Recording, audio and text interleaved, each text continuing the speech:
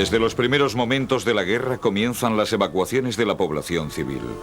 Guipúzcoa es el primer territorio vasco en conocerlas a los 2 meses de iniciarse la rebelión militar. Con la caída de Irún y posteriormente de San Sebastián, varios miles de personas tienen que desplazarse. Tras la ocupación de la población fronteriza, 3.000 personas marchan a Francia. Poco después, a mediados de septiembre de 1936, el éxodo se organiza en dirección a Bilbao, a donde llegan cerca de 100.000 refugiados guipuzcoanos. Esta fuga está motivada por las noticias que llegan de Navarra sobre ejecuciones y asesinatos llevados a cabo por requetés y falangistas de aquella región. Lo imprevisto de los acontecimientos y el hecho de que en este verano del 36 aún no existe el gobierno vasco hace que los refugiados sean acogidos de manera improvisada en Francia, donde el gobierno del Frente Popular francés, entonces en el poder, tiene que hacer frente a una virulenta campaña de la derecha, particularmente fuerte en el País Vasco continental. Estos primeros refugiados vascos serán encaminados pronto a través de Francia al campo republicano, estableciéndose gran parte de ellos en Barcelona.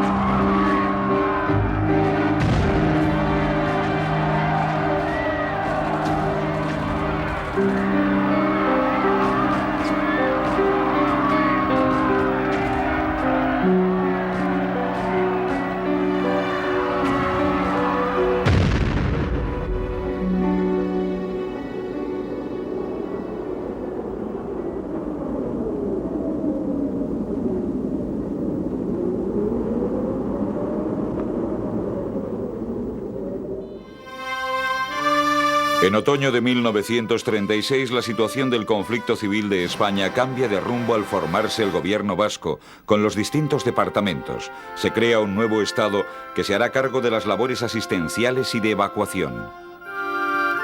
La Consejería de Asistencia Social, a cuyo cargo está el socialista Juan Gracia, se dedica desde el primer momento a atender a los miles de refugiados guipuzcoanos que llegan a Vizcaya.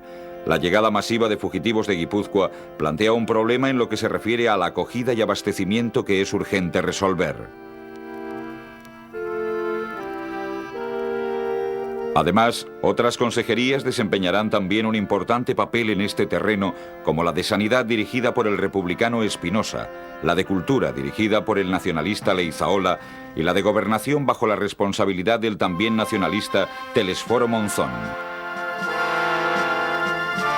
El bloqueo y las dificultades de abastecimiento producidas por la guerra provocan una carencia de alimentos y la aparición del mercado negro, que es combatido por las autoridades vascas, partidos y sindicatos. A mediados de abril de 1937, 2 meses justo antes de la caída de Bilbao, la situación es tan crítica que para obtener un vaso de leche hacen falta 2 certificados médicos y en 12 días solo se distribuyen 500 gramos de pan, 1 kilo de arroz, 250 gramos de azúcar y 500 gramos de garbanzos por persona. Cuando en la primavera de 1937 comienzan los bombardeos de la población civil de Vizcaya por la aviación nazi-franquista, los problemas del abastecimiento se recrudecen debido al bloqueo naval y a la política de no intervención. Los bombardeos de Durango y Guernica causan una fuerte impresión en la opinión pública internacional que favorece el proceso de evacuación, cediendo los gobiernos británico y francés a las sugerencias de asilo del gobierno vasco. Ambos gobiernos se comprometen a proteger las evacuaciones con sus flotas de guerra. El gobierno franquista es contrario a estas evacuaciones y sus buques de guerra, el Cervera y el España, que mantienen el bloqueo de la costa cantábrica, vigilan amenazantes. La Royal Navy extiende su protección a todos los barcos que se dedican a la evacuación, mientras que la flota francesa protege únicamente a los barcos de pabellón francés.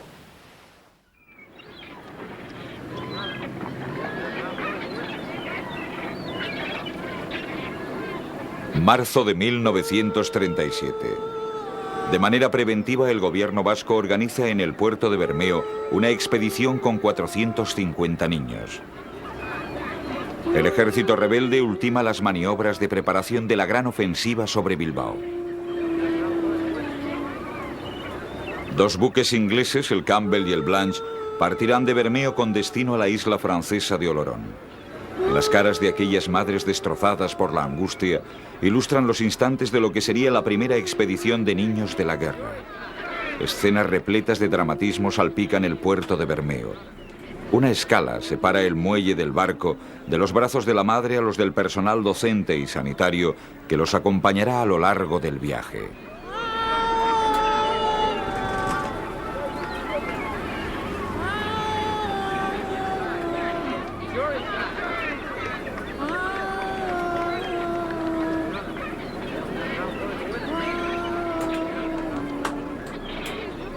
La primera quincena del mes de mayo de 1937 comienza desde Vizcaya el gran éxodo que se prolongará hasta el 25 de octubre del mismo año, es decir, hasta unos días antes de la caída de Asturias y de la liquidación definitiva del Frente Norte. El grueso de la evacuación se llevará a cabo en una treintena de barcos fletados por el gobierno vasco a través de sus delegaciones en Londres y Burdeos. En total, se realizaron 61 viajes.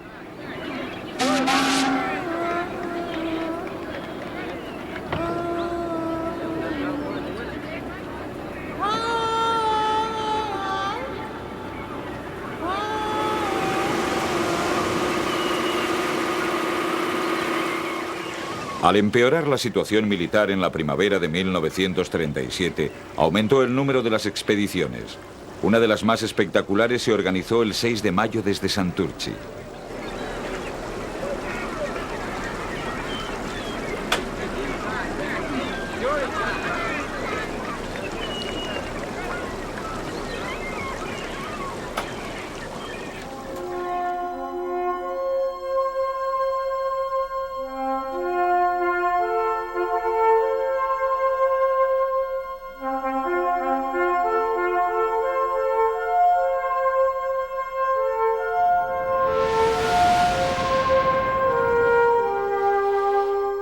Embarcaron cerca de 2.500 niños y mujeres a bordo de los barcos Goiseco y Sarra y Habana.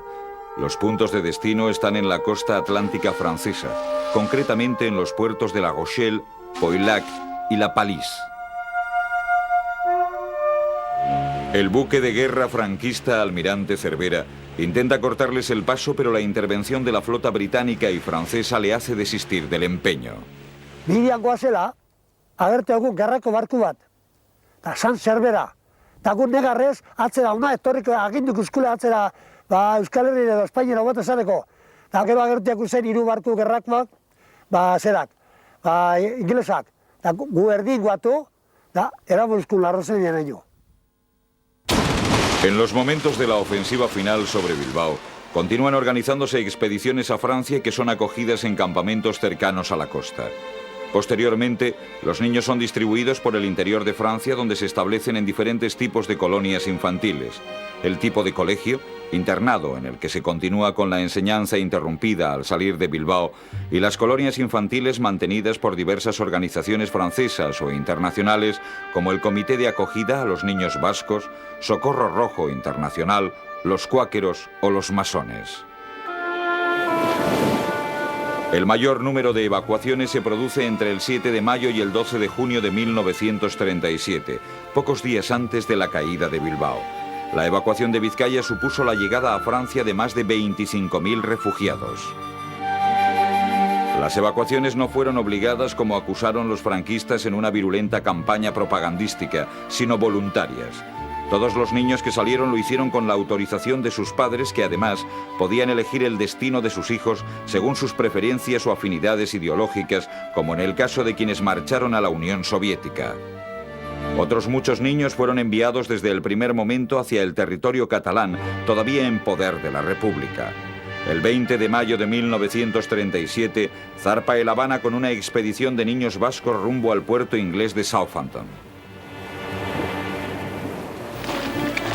Cuando cae Bilbao, entre la población que evacúa a Santander, se encuentran numerosos niños que llegan a la capital montañesa en tren. El 22 de junio, un gran número de ellos salen del puerto francés de Poillac, desde donde son conducidos hasta Saint-Jean-Pied-de-Port, en Baja Navarra. Aquí, en una antigua fortaleza abandonada, les recibe el nacionalista Vicente Amézaga, director general de enseñanza del gobierno vasco. En el exilio, la educación religiosa ocupa un papel preponderante en las actividades infantiles, con lo que se pretendía hacer frente a la campaña denigratoria promovida por los franquistas.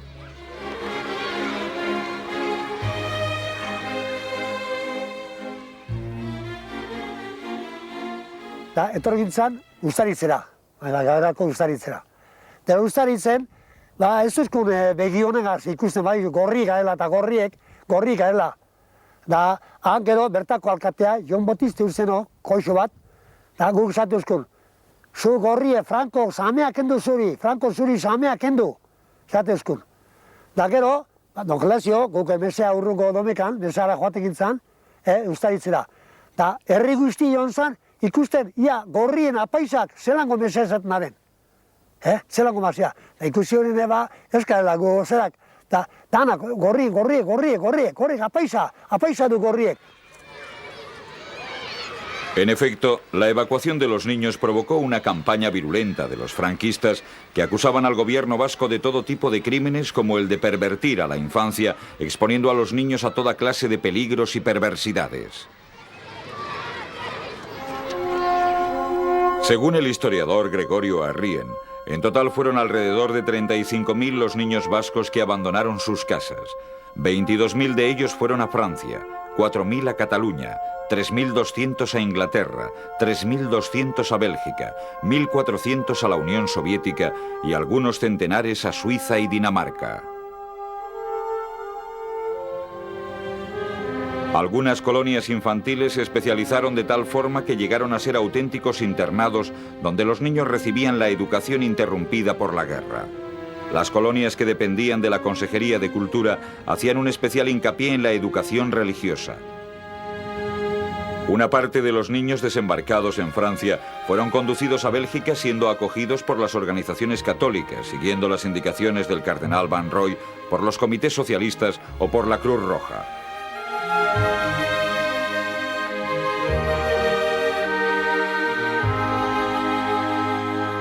Las primeras expediciones a Bélgica procedentes de Francia llegaron a este país en mayo de 1937. El Comité Católico de Malinas acogió a 1.269 niños, los comités socialistas a 600. La mayoría de ellos fueron acomodados en familias. Además, funcionaron en Bélgica 3 internados, en Malinas, Bruselas y Amberes. En 1938 había cerca de 3.000 niños vascos en Bélgica. En Gran Bretaña, y gracias a las gestiones de la delegación vasca en Londres, se consigue organizar un comité de acogida de carácter privado y unitario, formado por protestantes, católicos y organismos civiles de ayuda y asistencia. El gobierno británico no interviene como tal. El comité, el Basque Children Committee, organiza una expedición de 4.000 niños vascos que sale en El Habana desde Santurchi el 21 de mayo de 1937 con sacerdotes, personal docente y sanitario. En un primer momento, los niños vascos son alojados en un gran campamento organizado en Stockenham, cerca de Plymouth, antes de ser distribuidos en colegios y familias. En Inglaterra encuentran con la alegría de la naturaleza una vida sana y animada que les distrae de la triste preocupación de su casa y familia.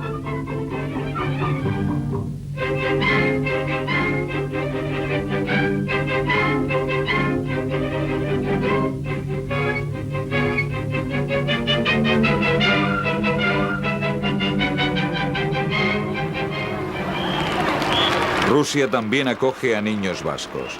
Los que fueron allí lo hacen por expreso deseo de sus padres. La evacuación se realiza en los últimos momentos, el 13 de junio de 1937, a bordo de La Habana, en instantes de gran confusión en Bilbao que está a punto de caer. Los niños, cerca de 1.500, llegan a Leningrado, actual San Petersburgo. Aquí son objeto de un gran recibimiento, siendo distribuidos por diferentes centros y pueblos de la Unión Soviética. Estos fueron quienes salieron peor parados. La gran mayoría no pudieron volver a sus casas o a reencontrarse con sus padres. El estallido de la Guerra Mundial, con todo el cúmulo de penalidades que produjo, particularmente en la Unión Soviética, impidieron, a pesar de las gestiones del gobierno vasco en el exilio, que su recuperación tuviera éxito. Los vascos llegan a Santander con muy serias aprensiones. Cuando Bilbao cae, una gran masa de refugiados civiles, ancianos, mujeres y niños cruzan el límite entre las dos provincias. Su número se sitúa en torno a las 150.000 personas. El ambiente es contrario y tenso, ya que se reprocha a los vascos no haber defendido Bilbao y entregar intactas las industrias de guerra al enemigo. Pocos conocen la realidad de los hechos. Horas antes de la caída de Bilbao, miembros de los distintos partidos políticos llevan a cabo una reunión secreta en la que se decide el futuro inmediato de la capital vizcaína y del cinturón industrial. Elías Echeverría estuvo en aquella reunión. Yo, en nombre del partido, dije que lo normal, lo positivo, era buscar una evacuación lo más ordenada posible, evitando todo incidente grave y sobre todo evitando la destrucción de esa margen izquierda que el día de mañana también necesitaría el País Vasco. Triunfó esta tesis. Acataron, tanto anarquistas como comunistas, acataron a la orden y evacuaron sin hacer ningún destrozo.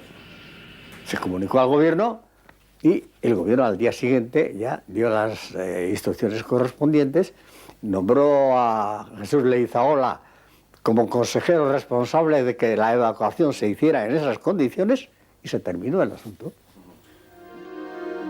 Particularmente graves son las acusaciones contra los nacionalistas, de quienes se llega a sospechar de estar en contacto con el enemigo.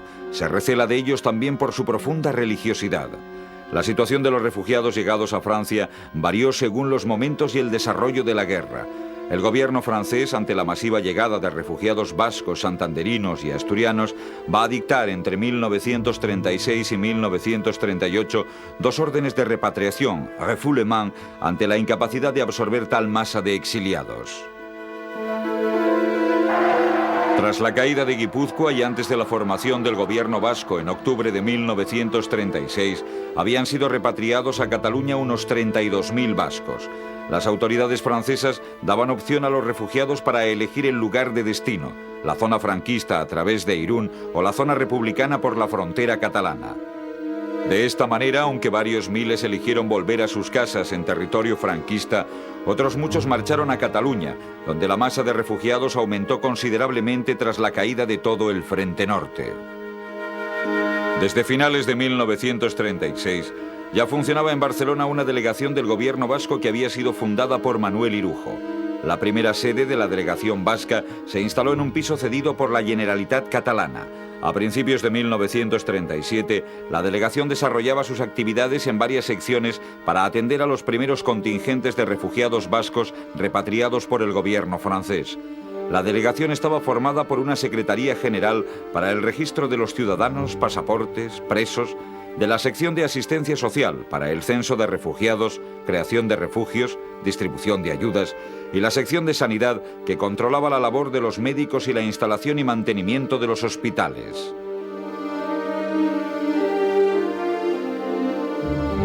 El catalán Ricard Altaba fue el primer secretario de esta delegación.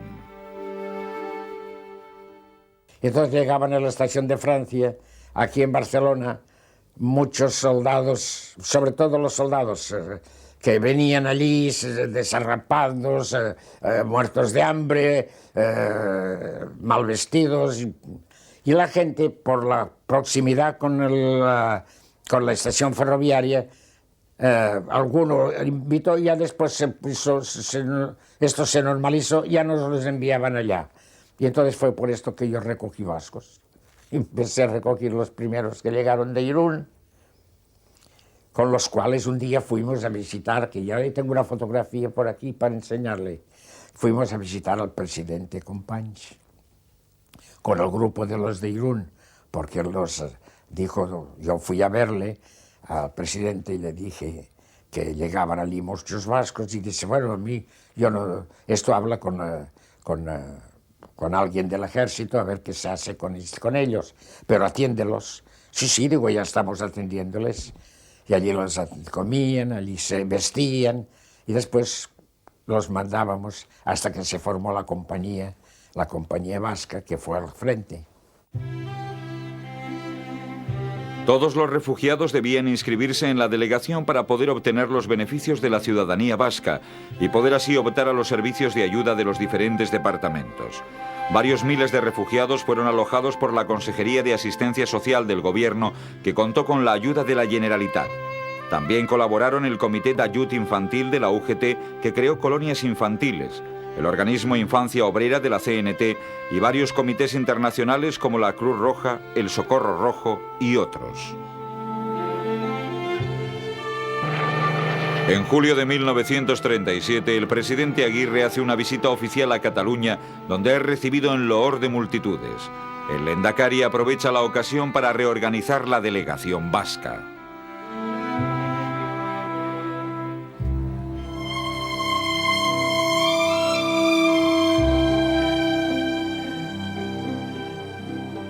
Más tarde, en noviembre de ese mismo año, el gobierno vasco presidido por el presidente Aguirre se establece en la ciudad condal. Se trata en parte de apoyar al gobierno de la Generalitat en un momento de fricción con el gobierno republicano instalado igualmente en Barcelona.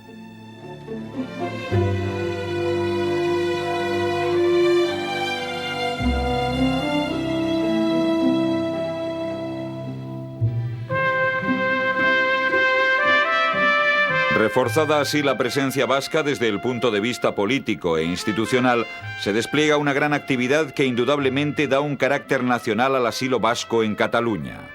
Los partidos, sindicatos y organizaciones vascas, tanto nacionalistas como no nacionalistas, se estructuran en Cataluña. El PNV crea el Batzoki de Barcelona, donde Elías Echeverría representa al EBB, contando con destacadas figuras del nacionalismo como Ciaurriz, Gamarra, Lombana y otros.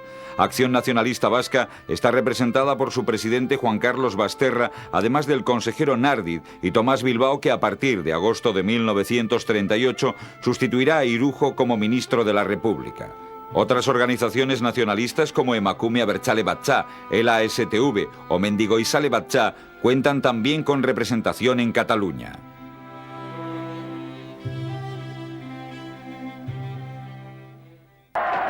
Por la izquierda vasca tiene igualmente presencia organizada el Partido Comunista de Euskadi, la CNT o el Comité Central Socialista de Euskadi, PSOE.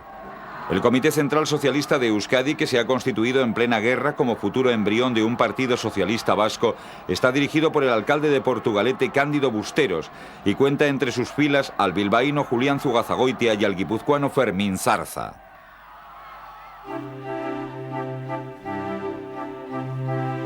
Un elemento importante en las labores asistenciales dependiente de la Consejería de Sanidad es la organización de servicios médicos y hospitalarios bajo la dirección del doctor Calle para atender a la numerosa población vasca, así como a los heridos de guerra.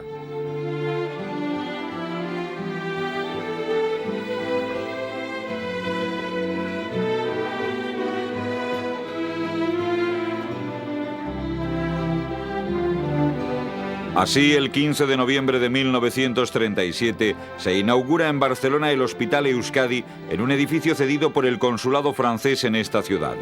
Este hospital, dirigido por los doctores Cincunegui e Imaz, incluye un pabellón dedicado a casa de maternidad. El Hospital Guernica está a su vez especializado en pediatría bajo la dirección de los doctores Cortina y Casals, contando con 110 camas. Completa estos servicios sanitarios vascos el Hospital Ochandiano, con 45 camas, dirigido por el doctor Arrese, antiguo director del Hospital de Basurto, que se dedica a intervenciones quirúrgicas. También a 6 kilómetros de Barcelona existe un sanatorio antituberculoso con 20 camas, además de otro centro infantil en Arenys de Mar. A estas instalaciones pueden añadirse otras secciones como una clínica dental, farmacia, oftalmología, prótesis. Estas actividades asistenciales ayudan a los refugiados a cubrir sus necesidades fundamentales en el entorno de las instituciones vascas, refuerzan la identificación nacional vasca y legitiman la actuación del gobierno vasco tras la pérdida de su territorio.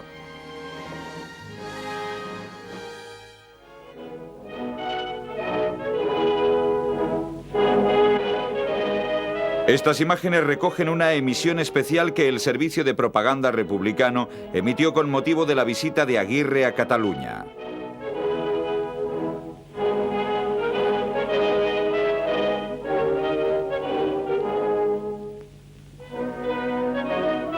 president Aguirre ha visitat el campament de les milícies basques. Tots els fugitius de la invasió d'Euskadi, útils per empunyar el fusell, s'han agrupat formant aquest cos regular de l'exèrcit del poble i poder ésser útils en qualsevol front de lluita per a foragitar els enemics d'Espanya.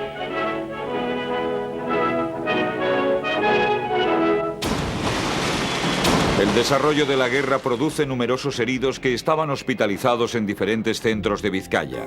Al retirarse a Santander, son trasladados allí, pero al agravarse la situación militar, Heliodoro de la Torre, entonces consejero de Sanidad y Hacienda del gobierno vasco, se entrevista con el doctor Gonzalo Aranguren para organizar su evacuación. El principal problema se centra en encontrar un lugar adecuado que sea capaz de recibir una primera expedición. Tras numerosas gestiones se consiguen los primeros resultados positivos. El subprefecto de Bayona, Pierre Daguerre, concede el permiso para el traslado y el gobierno vasco alquila un lujoso hotel de gran capacidad situado en Vidar, a la entrada de Biarritz, conocido con el nombre de La Roseraie.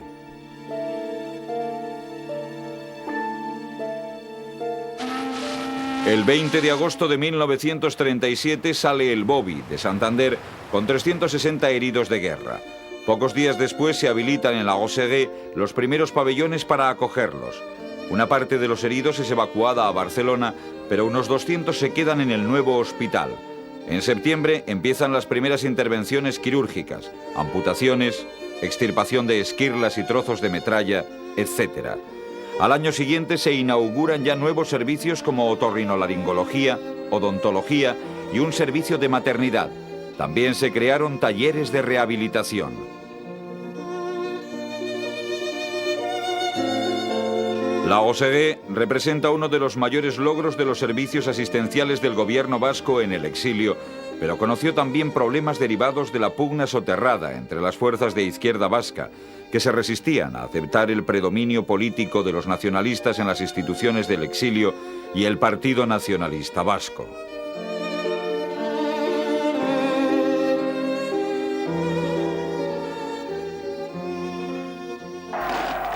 El 26 de marzo de 1939, Barcelona cae en poder de los franquistas. Días después, el gobierno francés abre la frontera, primero a la población civil y más tarde a los militares republicanos. En pocos días, miles de refugiados entran en Francia hasta llegar a alcanzar casi el 500.000 de fugitivos. La huida es una auténtica desbandada. Entre los fugitivos hay numerosos vascos que han permanecido en Cataluña hasta los últimos momentos, caso del presidente Aguirre, o que han formado en las filas del ejército republicano derrotado. El gobierno vasco improvisa una mínima infraestructura de acogida e instala una delegación en el Hotel Sala de Perpiñán. Desde allí se atiende en los primeros momentos a los vascos que pasan la frontera. Pero si gracias a esta ayuda algunos logran escapar y dirigirse al País Vasco o a París y acogerse a los centros de refugiados que aún mantiene el gobierno vasco, la mayoría es detenida por el ejército o los gendarmes franceses y conducida, como el resto de los refugiados españoles, a los llamados centros de acogida. En realidad, auténticos campos de concentración improvisados donde los refugiados viven a la intemperie en pleno invierno sin unas mínimas condiciones de higiene, sin letrinas, electricidad, barracas ni ningún tipo de servicios asistenciales.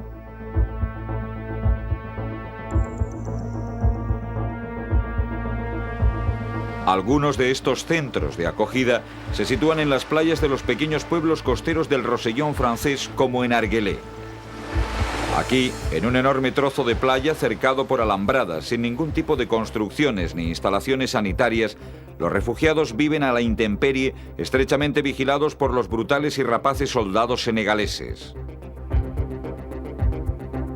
El gobierno vasco consigue acotar en la inmensa playa una zona reservada para los casi 5.000 vascos allí encerrados, que se organizan separadamente en un poblado conocido con el nombre de Guernica Berri. Para hacer frente a esta avalancha de refugiados que se les echa encima, el gobierno francés comienza de manera urgente e improvisada a construir nuevos campos. De esta manera, en marzo de 1939, las autoridades francesas deciden crear uno en Gurs, en el distrito de Orthez, en el Béarn. El lugar se encuentra a unos minutos de Suberoa, lindando pues con el País Vasco continental. El campo está construido en forma de islotes autónomos unos de otros, capaces de albergar a 1.500 personas cada uno. Sin embargo, las instalaciones son consideradas provisionales y los barracones son de madera. El frío, la humedad, la insalubridad del terreno, los piojos y las ratas hacen extrema la vida de los refugiados que han tenido la desgracia de ir a parar tras sus alambradas.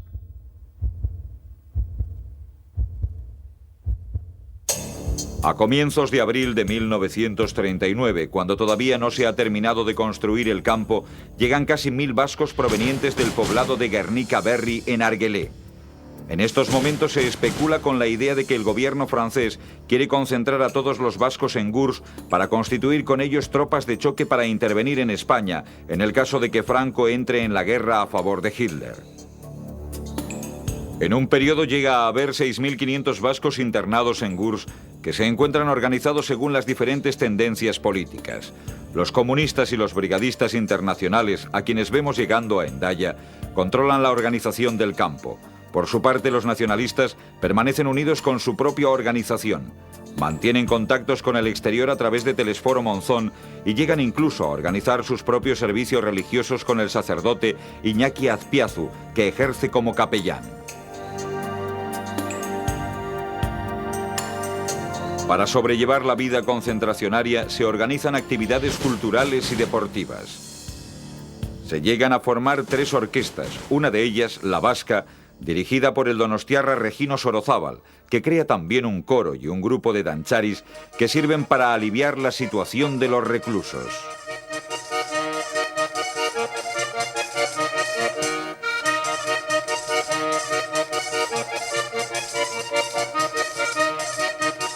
El PNV, por su parte, crea su propia organización de asistencia con la finalidad de ayudar únicamente a sus afiliados. Desde junio de 1938, y para paliar la crítica situación creada tras la caída de Bilbao, el Partido Nacionalista crea Eusko Anaitasuna, que organiza una serie de refugios a lo largo del País Vasco francés y de las Landas.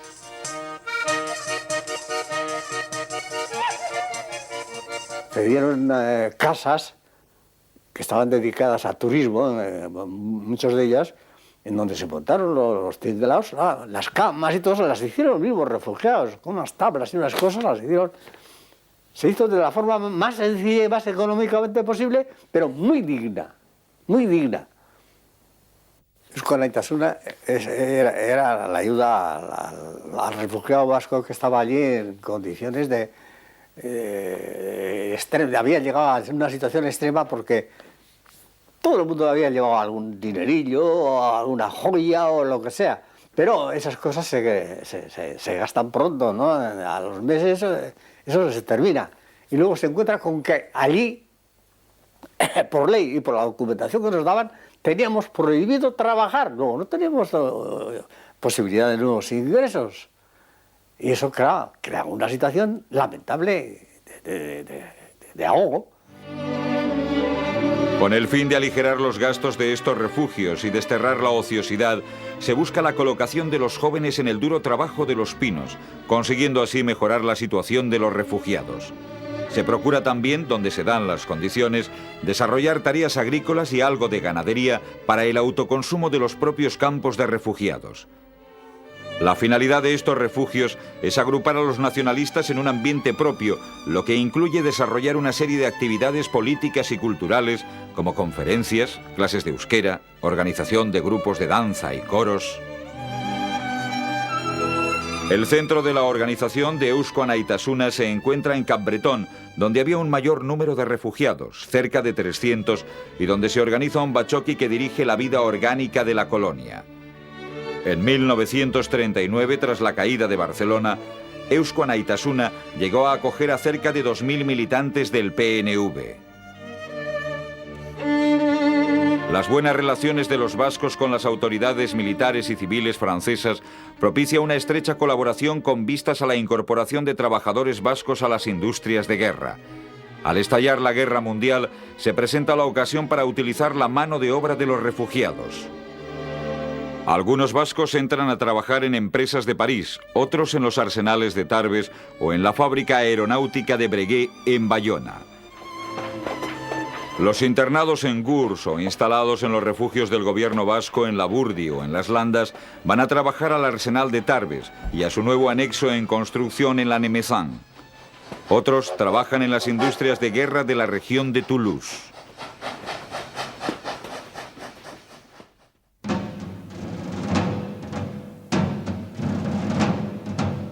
Una vez derrotada la República, el franquismo despliega con todas sus fuerzas la maquinaria propagandística, intentando enturbiar la imagen de los vascos. La campaña en forma de carteles adquiere también otra dimensión.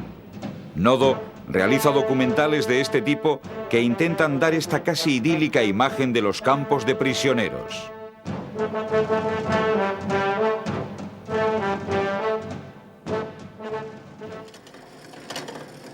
Los nacionalistas vascos responden a esta presión creando una imagen de orden y organización. Así, ya desde finales de noviembre del año 1936, apenas 2 meses después de haberse formado el gobierno vasco, sale a la calle el primer número del periódico vasco Euskodeia, que seguirá apareciendo hasta la ocupación alemana de Francia en junio de 1940. Euskodeia difunde la actuación del gobierno vasco e informa del desarrollo de los acontecimientos bélicos, haciendo hincapié en la originalidad de la democracia vasca, denunciando la represión franquista y la persecución y crímenes cometidos contra sacerdotes vascos.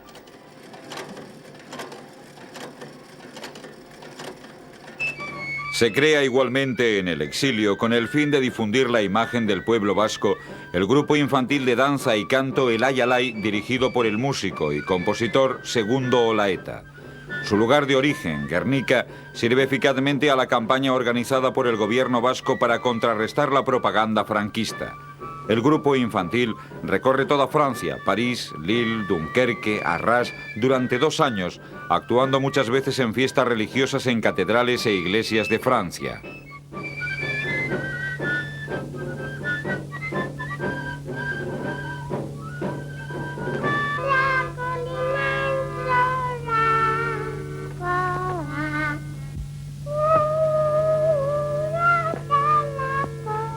En este mismo sentido y con el mismo objetivo, se organiza por orden expresa del presidente Aguirre el grupo Eresoinka, con la idea de constituir el Coro Nacional de Euskadi para que actúe a través de todo el mundo como embajada cultural vasca. Aguirre encarga esta tarea a Gabriel Olaizola de Hernani, que tiene ya experiencia y ha formado parte del Orfeón Donostiarra. Eresoinka se dedica a montar representaciones escénicas en las que se combinan números corales, danzas folclóricas y cuadros de costumbres populares. El grupo, organizado durante el verano de 1937, marcha a París en noviembre, donde realizará su primera actuación en la parroquia de Saint-Pierre de Chaillot, en la misa aniversario por el fallecimiento de Sabino Arana, con la presencia de los consejeros nacionalistas del gobierno vasco presididos por Aguirre, los miembros del Euskadi Buru Batzar y otras autoridades del PNV.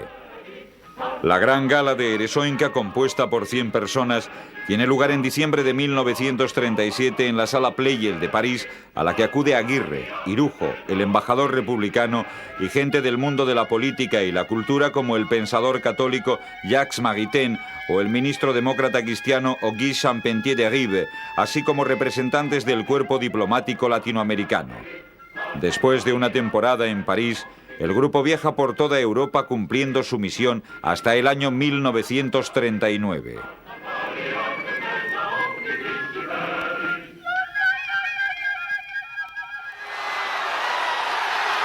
Otro instrumento eficaz de propaganda organizado por el gobierno vasco en el extranjero es la creación del equipo de fútbol Euskadi. Su origen se sitúa en Bilbao en 1937 en torno a la campaña de recogida de fondos Pro Consomol, en la que se enfrentaron 2 equipos, uno del Partido Nacionalista Vasco contra otro de Acción Nacionalista Vasca. El presidente Aguirre encargó a Manu Sota y a Aburto la labor de crear el equipo y organizar las giras. Así, en abril de 1937, el equipo Euskadi, ya organizado, llega a París, donde nada más llegar se traslada a la tumba del soldado desconocido, donde deposita una corona de flores con una icurriña. Los periódicos franceses hablan de los jóvenes futbolistas con vestidos pintorescos y boinas vascas con el escudo de Euskadi. El equipo jugará numerosos partidos contra selecciones y equipos de todos los países, generalmente con éxito. Después de jugar en Francia, el equipo marcha a Checoslovaquia y de allí a Polonia. Poco después, en Moscú, la selección vasca alcanza un éxito apoteósico, siendo objeto de un recibimiento multitudinario. El equipo visita a los niños vascos allí refugiados. De vuelta a Francia, pasan por Leningrado, Noruega y Dinamarca, jugando también varios partidos. Tras una reorganización y una breve estancia en Francia, embarcan hacia América, donde continuarán su labor hasta el fin de la guerra en Euskadi.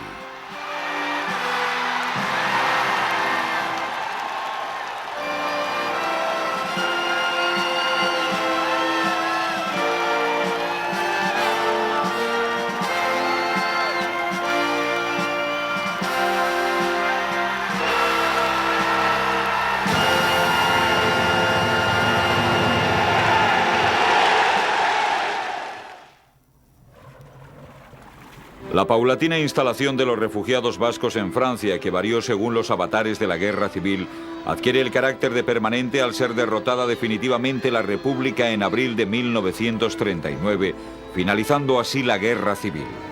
De esta manera, el exilio cambia de perspectiva. Los refugiados que están políticamente comprometidos no pueden pensar ya en volver a casa. Además, el reconocimiento de Franco por el gobierno francés el 27 de febrero del año 1939 agrava desde el punto de vista legal la situación de los refugiados vascos y de sus instituciones, cuya desaparición exige el gobierno franquista. Para hacer frente a esta situación se crea a comienzos de 1939 la Liga Internacional de Amigos de los Vascos. La Liga surge prácticamente en el momento en que se consuma la derrota republicana, con vocación de representar a los vascos en el ámbito internacional, aunque el estallido del conflicto mundial frenó su desarrollo.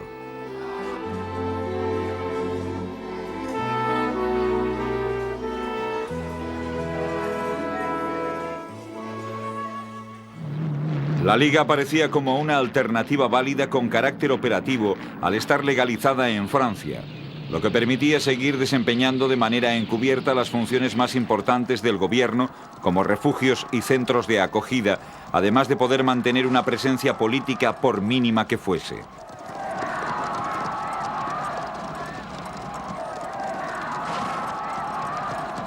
La sección francesa de la Liga, que logró afianzarse y desarrollar una gran actividad, contaba con un comité en el que estaban representadas personalidades intelectuales, religiosas y políticas francesas que la apoyaban públicamente, como los cardenales Verdier de París, Felten de Burdeos y el obispo de Dax, a quienes vemos en estas imágenes.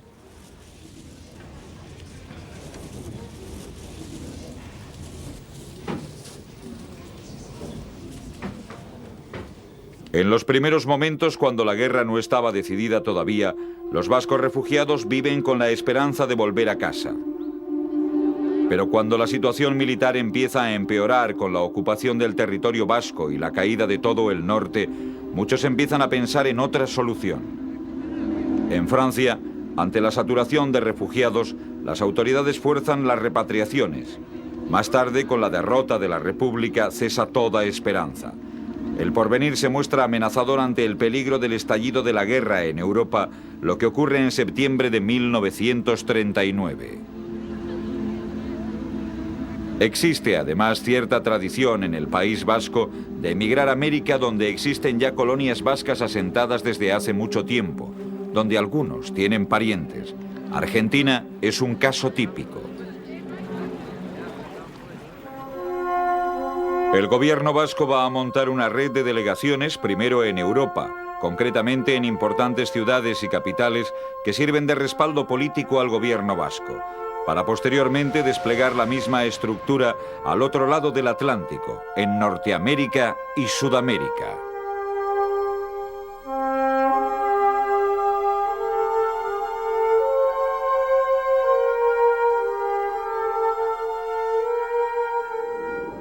Ante las duras condiciones de vida de los campos de concentración franceses, el agravamiento de la situación internacional y las presiones francesas para repatriarse o alistarse en la legión extranjera, el viaje a América suponía en ocasiones la única vía de escape, por lo menos durante los años 1938 y 1939, antes del estallido de la guerra en Europa. Pero la actitud oficial del gobierno vasco y fundamentalmente de su presidente, José Antonio Aguirre, fue contradictoria y chocó en parte con las decisiones adoptadas por el propio Partido Nacionalista Vasco. Aguirre, ante la gran tensión internacional provocada por la amenaza hitleriana que hacía presagiar el estallido de la guerra en Europa, se había puesto públicamente a disposición de las autoridades francesas y había multiplicado los ofrecimientos para participar en la lucha o colaborar en el esfuerzo bélico de los aliados. Por eso, si había mantenido numerosos contactos, hecho promesas de fidelidad y elaborado planes de cooperación, resultaba cuando menos problemático desde su óptica organizar sistemáticamente al mismo tiempo una emigración vasca a América con carácter masivo. Con ello se perdería indudablemente un capital político que se había ido acumulando poco a poco ante las autoridades francesas, en la perspectiva siempre, no hay que olvidarlo, de la implicación de Franco en la guerra a favor de Hitler y Mussolini. Por eso ya en agosto de 1939 había hecho pública su oposición a la organización de la emigración vasca a América, aunque señaló que respetaría las decisiones particulares. Sin embargo, el Partido Nacionalista Vasco, por su parte, había comenzado ya desde el año 1938 a hacer gestiones con los diplomáticos latinoamericanos para organizar estas expediciones. Los contactos llevados a cabo con los gobiernos de Venezuela y Argentina por Landaburu o Leizaola consiguieron que estos países se comprometiesen a acoger a refugiados vascos.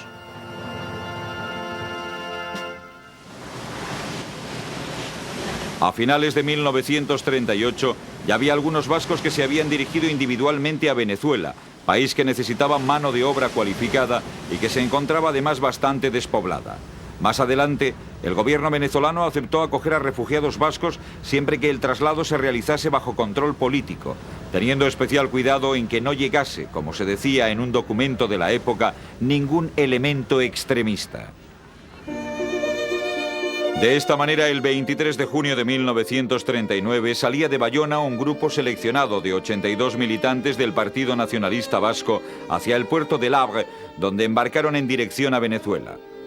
Los meses siguientes salieron nuevas expediciones de nacionalistas a este país, donde a finales del año se habían instalado ya unos 1000 refugiados. El gobierno venezolano anticipaba los gastos del viaje y 15 días de estancia y posibilitaba en muchos casos un contrato de trabajo.